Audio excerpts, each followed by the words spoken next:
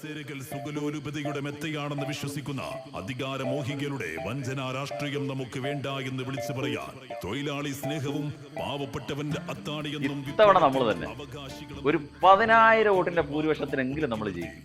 എന്തോ 10,000? ബാക്കിയോടെ പോയി മിനിമം ഒരു 20,000 വോട്ടെങ്കിലും പിടിക്കും. അതിനുള്ള വേലത്തനങ്ങളാണല്ലോ കാണിച്ചു കൂട്ടിയിരിക്കുന്നത്. കോരസാറിന്റെ പ്രസംഗമുണ്ട്, കണ്ണേറ്റ് നോക്കി സാറിന് തകർക്കും. എല്ലാവരും നേരത്തെ എത്തിയിട്ടുണ്ടല്ലോ. ഇന്ന് കോരസാർ ലേറ്റായി. ഇന്ന് സ്വല്പം ലേറ്റായി പോയി. പിന്നെ മൈക്ക് വാസവും കളിച്ചേച്ചി എത്തിയിട്ടില്ല. അവൻ എവിടെ പോയി കിടക്കും, സമയമോ ഒരുപാടായി. പിന്നെ ഞാൻ ഇന്നലെ ബാലേട്ടനെ കണ്ടു. ജനറൽ ആശുപത്രിയിൽ നിന്നും അദ്ദേഹം ഡിസ്ചാർജായി വന്നു. അവിടെ കിടന്ന വയറ്റിൽ കത്രിക കയറുമെന്ന് പേടിച്ചാണ് വന്നത്. അപ്പോൾ നമ്മുടെ മരിയ ഹോസ്പിറ്റലിൽ ചികിത്സയ്ക്ക് പോകണമെങ്കിൽ വസ്തുവിൻ്റെ പ്രമാണം വീട്ടിലിരിക്കുക, അതെടുത്തോണ്ട് വരാമെന്നും പറഞ്ഞിട്ടാണ് ബാലേട്ടൻ അവിടുന്ന് മുങ്ങിയത്. സാറിന് കമ്മിറ്റി തുടങ്ങും. അപ്പോൾ എന്നാൽ നമ്മളുടെ ഇന്നത്തെ വിഷയം. സാറേ മീറ്റിംഗ് തുടങ്ങല്ലേ, ഞാനും ഉണ്ടേ.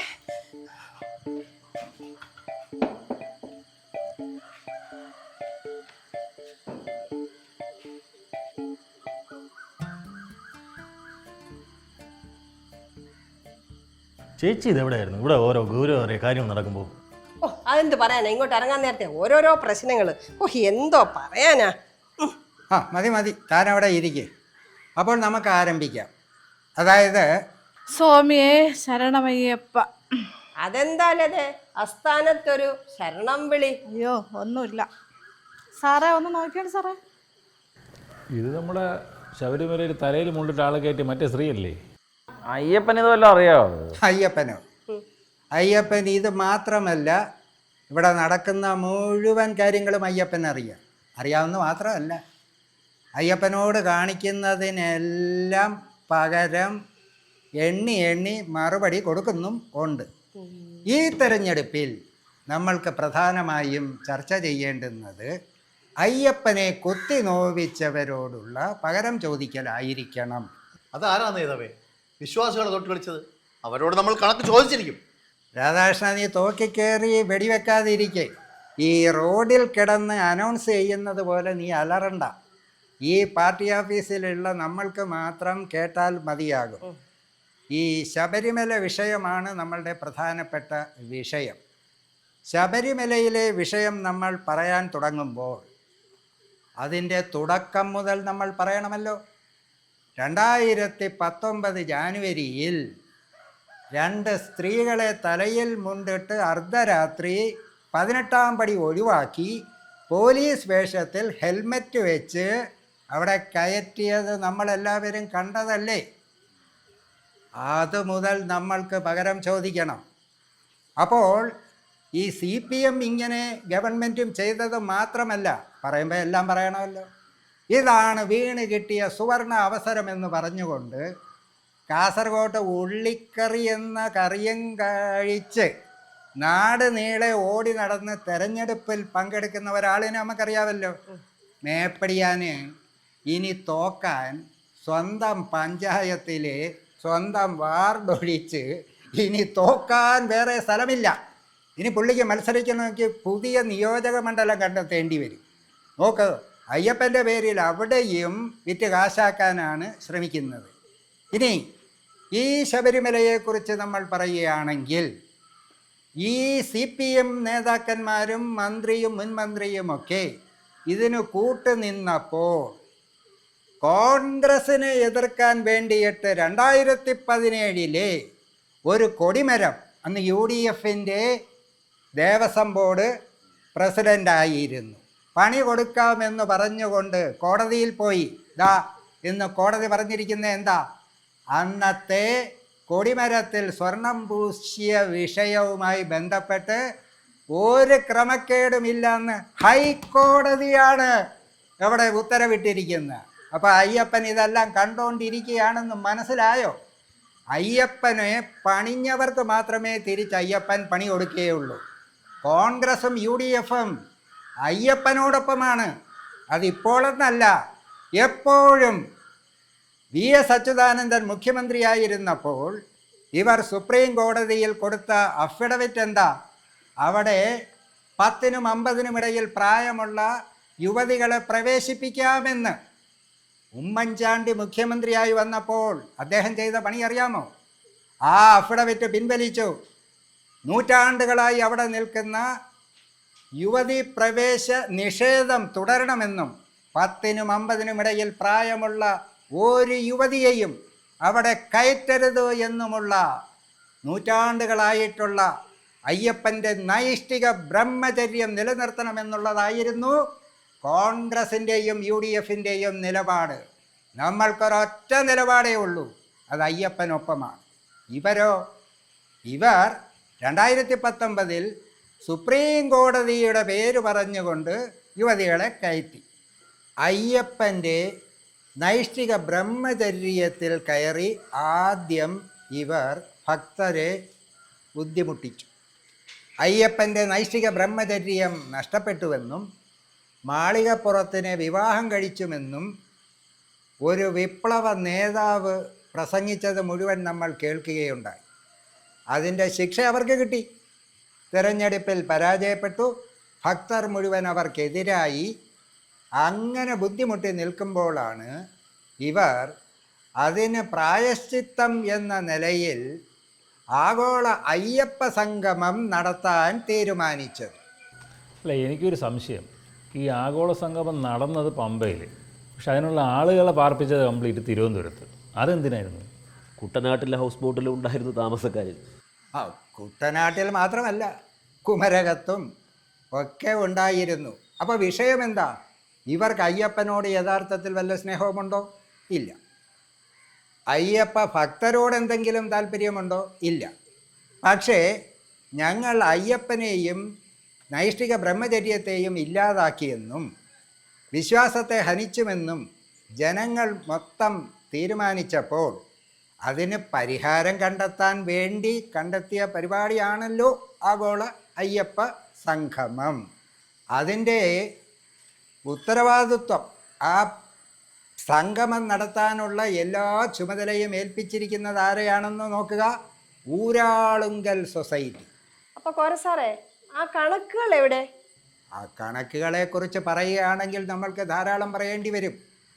10 കോടിയോളം രൂപ ഈ പദ്ധതിക്ക്, സംഗമത്തിന് ചിലവാക്കി എന്നാണ് ഇവർ ജനങ്ങളോട് പറഞ്ഞതും കോടതിയോട് പറഞ്ഞതും. ആ രൂപ ചിലവാകുന്ന ലോക്കൽ ഫണ്ട് ഓഡിറ്റുകാരുടെ ഓഡിറ്റിൽ കൃത്യമായ വൗച്ചറുകളും സബ് വൗച്ചറും ഒന്നുമില്ല. കോടതിയിൽ ഓഡിറ്റർ കൊടുത്ത കണക്ക് പോലും വൗച്ചറുകളില്ലാത്തതാണെന്ന് പറഞ്ഞു. ആഗോള അയ്യപ്പ സംഗമം നടത്തിയത് സെപ്റ്റംബർ 20-നാണ്. 45 ദിവസത്തിനകം കൃത്യമായ കണക്കുകൾ കോടതിയെ ബോധ്യപ്പെടുത്തണം എന്ന് പറഞ്ഞതാണ്. ഇപ്പം എത്ര മാസമായി? 6 മാസമായിരിക്കും. ഇതുവരെ ആ കണക്കുകൾ കൃത്യമായി നമ്മൾക്ക് ആരെയെങ്കിലും ബോധിപ്പിക്കാൻ കഴിഞ്ഞോ? 600ഓളം പേരെയാണ് നമ്മൾ ആ സംഗമത്തിനന്ന് കണ്ടത്.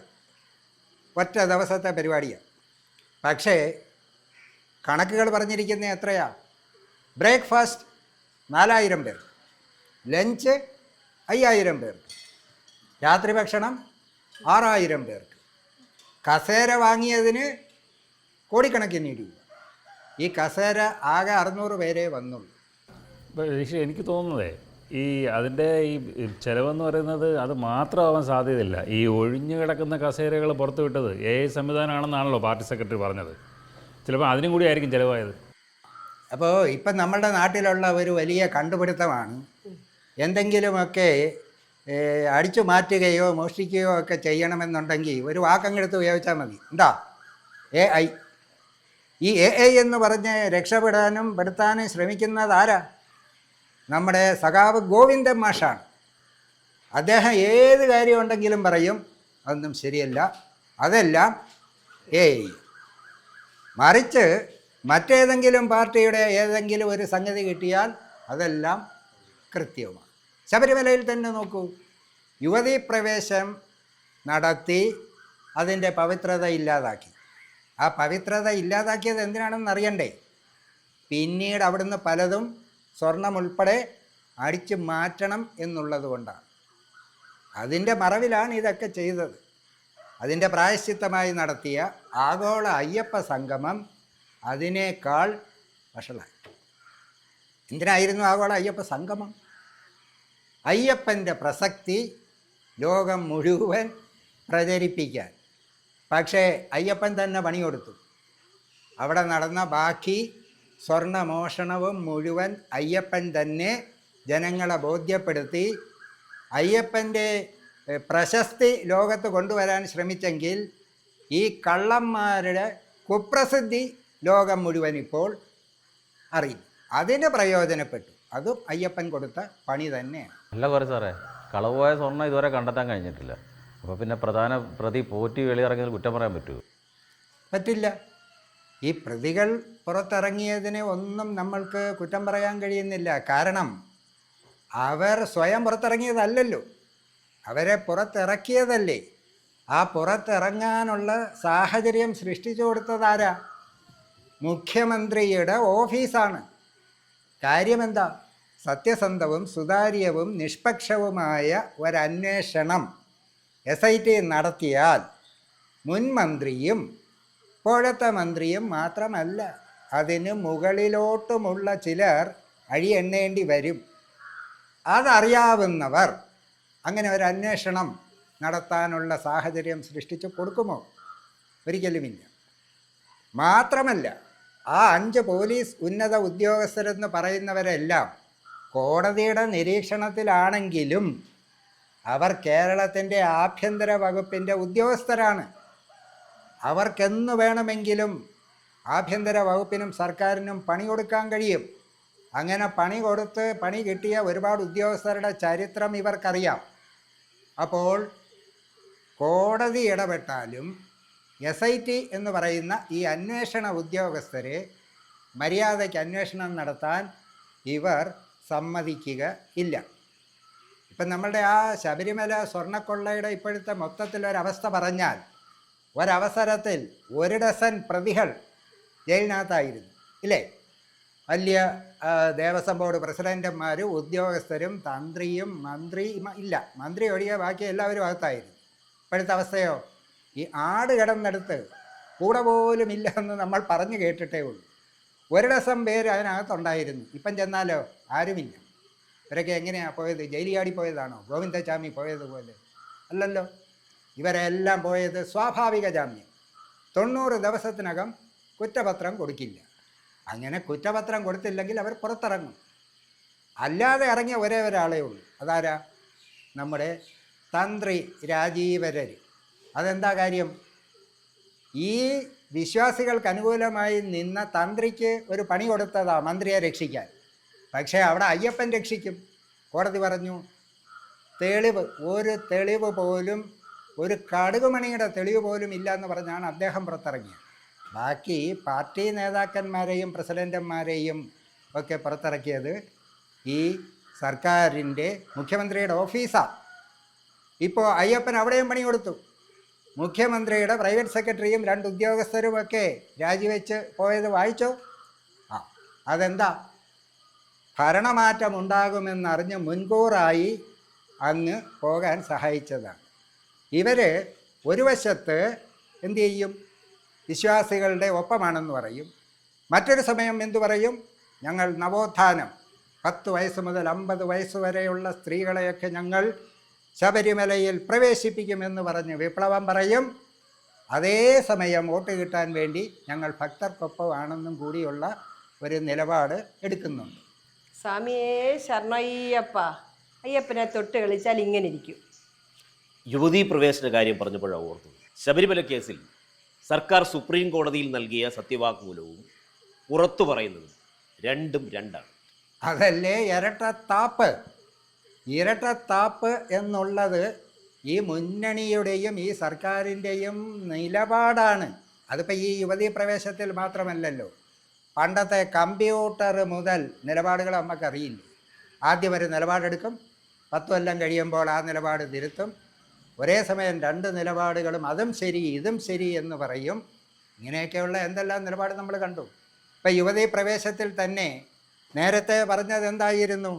നേരത്തെ പറഞ്ഞു ഞങ്ങൾ എല്ലാ യുവതികളെയും സ്ത്രീകളെയും അവിടെ പ്രവേശിപ്പിക്കുമെന്ന്. ഇപ്പോൾ പറയുന്നത് എന്താ? അത് ഞങ്ങളല്ല തീരുമാനിക്കേണ്ടത്. പിന്നെ ആരാ?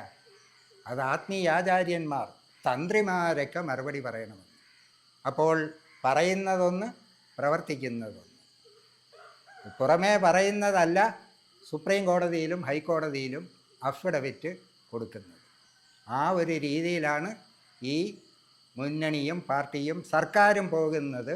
ഇത് നമ്മളുടെ ഭക്തർ, എല്ലാ ഭക്തരും, അയ്യപ്പ ഭക്തർ മാത്രമല്ല, വിശ്വാസികൾ മുഴുവൻ ഇതിനെ ചോദ്യം ചെയ്യണം. തെരഞ്ഞെടുപ്പിൽ ഇതിനെല്ലാം പകരം ചോദിക്കണം. എന്നാൽ പിന്നെ അങ്ങനെ ഇറങ്ങുമല്ലേ? ഒരു 20,000 ഭൂരിപക്ഷം ഉറപ്പിക്കല്ലേ? പിന്നെന്ത്, ഉറപ്പല്ലേ? ഒരു സംശയമില്ല അല്ലേ സാറേ? ഉറപ്പിച്ചു. SITയുടെ പുതിയ തീരുമാനം കൂടി വന്നപ്പോൾ, അതായത് തിരഞ്ഞെടുപ്പ് കഴിഞ്ഞിട്ടൊക്കെ കുറ്റപത്രം കൊടുത്താൽ മതി, ഈ സ്വർണം യഥാർത്ഥ സ്വർണമാണോ എന്ന് പരിശോധിക്കാൻ ലാബിൽ കൊടുത്തതിൻ്റെ ഫലം 1 മാസം കഴിഞ്ഞേ വരൂ എന്നാണ് അവർ പറയുന്നത്. ഇതെല്ലാം കൂടി കൂട്ടി വായിക്കുമ്പോൾ ഈ ഭൂരിപക്ഷം 20,000 അല്ല, അതുക്കും മേലെ പോയി റെക്കോർഡ് ഭൂരിപക്ഷത്തിൽ നമ്മൾ വിജയിക്കും. രാധാകൃഷ്ണ, നീ വണ്ടി ഇറക്ക്. പിന്നെ ഈ അനൗൺസ് ചെയ്യുമ്പം അലറി വിളിക്കണ്ട. പരീക്ഷാകാലമാണ്, ആ കുട്ടികളൊക്കെ പഠിച്ചോളൂ. പിന്നെ സാറേ, എനിക്കിപ്പോൾ ഒരു സംശയം. പണ്ട് ഇവരെല്ലാം വിമാനത്തിൽ കൂടെ സ്വർണം കൊണ്ടുവന്നില്ലേ മറ്റേ പെട്ടിയിൽ?